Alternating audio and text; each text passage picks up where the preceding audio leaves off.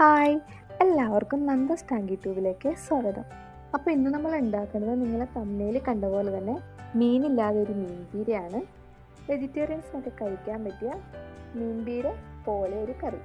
അപ്പോൾ നമ്മൾ മീൻപീര ഉണ്ടാക്കുന്നത് ഈ ചേമ്പിൻ്റെ തണ്ട് കൊണ്ടാണ്. ഇതിന് ഇവിടെയൊക്കെ കണ്ടിച്ചേമ്പെന്നാണ് പറയുക. എനിക്കറിയില്ല ഇനി വേറെ നാട്ടിൽ എന്തെങ്കിലും പേരുണ്ടോയെന്ന്. കാര്യം നമുക്ക് വേണ്ടി രണ്ട് തണ്ട് വെട്ടിക്കൊണ്ടുവരാം. തണ്ട് ഏകദേശം ഇങ്ങനെ അടിചേർത്ത് തന്നെ വെട്ടിയെടുക്കാം. ഒരുപാട് താഴേക്കല്ല, ഇവിടെ വെച്ചിട്ട് ചേർത്ത് വെട്ടിയെടുക്കാം. കണ്ടോ, ഞാനൊരു തണ്ട് വെട്ടിയിരിക്കുന്നത് ഇങ്ങനെ വെട്ടിയെടുക്കണം. ഇനി ഈ ചേമ്പിൻ തണ്ട് നമുക്കൊന്ന് മുറിച്ചെടുക്കാം. ഇതിങ്ങനെ 2-3 കഷ്ണമായിട്ട് ആദ്യം ഇങ്ങനെ ഒന്ന് മുറിക്കണം. അതിൻ്റെ തൊലിയൊക്കെ നമുക്കിങ്ങനെ ചീവിക്കളയാം. ഞാൻ 3 തണ്ട് വെട്ടിയെടുത്തിട്ടുണ്ടായിരുന്നു. മുഴുവൻ തൊലി കളഞ്ഞില്ലെങ്കിലും കുഴപ്പമില്ല, പറ്റുന്നത്രയും തൊലി കളഞ്ഞെടുക്കുക. അപ്പോൾ ഞാൻ ചേമ്പിൻ്റെ തണ്ടൊക്കെ ഇങ്ങനെ വൃത്തിയാക്കി എടുത്തിട്ടുണ്ട്. ഇനി ഇത് നമുക്ക് അരിഞ്ഞെടുക്കണം. അതിനായി ഇതൊന്ന് ചെറുതായി മുറിച്ച ശേഷം നീളത്തിൽ ഇങ്ങനെ അരിഞ്ഞെടുക്കുക. കുറച്ച് കട്ടി കൂട്ടി അരിഞ്ഞെടുത്താലും കുഴപ്പമില്ല.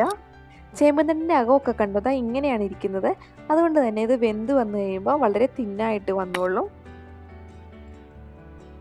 നമുക്കിതെല്ലാം ഇങ്ങനെ അരിഞ്ഞെടുക്കാം. അതിനുശേഷം അരപ്പ് തയ്യാറാക്കിയെടുക്കാം. അതിനുവേണ്ടി ആദ്യം ഒരു കഷ്ണം ഇഞ്ചി, 4-5 കഷ്ണം ചെറിയുള്ളി,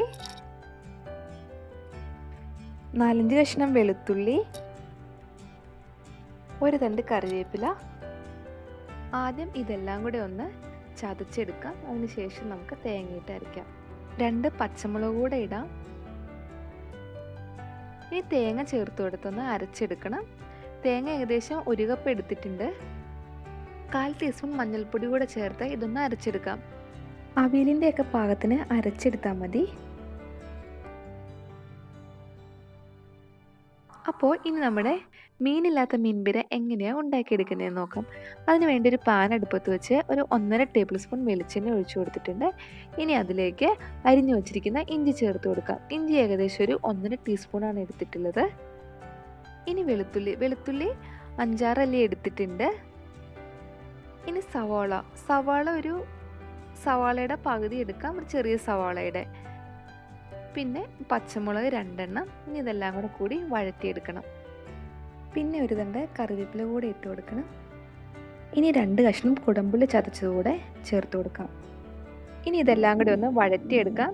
ചെറുതായൊന്ന് നിറം മാറി ഗോൾഡൻ കളർ ആയി വരുമ്പോഴേക്കും നമുക്ക് അരച്ചു വെച്ചിരിക്കുന്ന തേങ്ങ ചേർത്ത് കൊടുക്കാം. തേങ്ങ ചേർത്ത് ജസ്റ്റ് ഒന്ന് ഇളക്കി കൊടുക്കാം. ഇനി 3/4 ടീസ്പൂൺ ഉപ്പ് ചേർത്ത് കൊടുക്കുക. ഒന്ന് ഇളക്കിയതിന് ശേഷം അരിഞ്ഞു വെച്ചിരിക്കുന്ന ചേമ്പൻ തണ്ട് കൂടെ ചേർത്ത് കൊടുക്കണം. ഇതിപ്പം മുഴുവൻ ഇടാൻ പറ്റില്ല, അത് നിറഞ്ഞു വന്നു. പകുതി ചേർത്ത് കൊടുത്തിട്ടുണ്ട്. ഒന്ന് അടച്ചു വെച്ച് ഒരു 5 മിനിറ്റ് കഴിഞ്ഞ് നമുക്ക് ബാക്കി കൂടെ ചേർത്ത് കൊടുക്കാം. 5 മിനിറ്റ് കഴിഞ്ഞു. ഒന്ന് ഇളക്കി കൊടുത്തതിന് ശേഷം ബാക്കിയുള്ള ചേമ്പൻ തണ്ട് കൂടെ ചേർത്ത് കൊടുത്ത് അടച്ചു വെച്ച് വേവിച്ചെടുക്കാം. വേറെ വെള്ളമൊന്നും ഒഴിച്ചു കൊടുക്കേണ്ട ആവശ്യമില്ല. ചേമ്പിൻ തണ്ടിൽ നിന്ന് ഊറി വരുന്ന വെള്ളം മതി ഇത് വെന്ത് കിട്ടാൻ. കുറച്ചു നേരമായി അടച്ചു വെച്ചിട്ട് ഇനിയൊന്ന് ഇളക്കി കൊടുക്കാം. അടിയിലുണ്ടായിരുന്നതൊക്കെ അത്യാവശ്യം വെന്ത് തുടങ്ങിയിട്ടുണ്ടായിരുന്നു. ഇനി അത് ഇളക്കി ഒന്ന് മുകളിലേക്ക് ആക്കിയെടുക്കാം. ഇനി വീണ്ടും അടച്ചു വെച്ചു. ഇടയ്ക്കിടയ്ക്ക് തുറന്ന് ഇളക്കി കൊടുത്തുകൊണ്ടിരിക്കണം. ഒരു 10-15 മിനിറ്റ് ഇത് സ്റ്റൗവിൽ വെച്ച് ഇടയ്ക്കിടയ്ക്ക് ഇളക്കി കൊടുത്തുകൊണ്ടിരിക്കുക.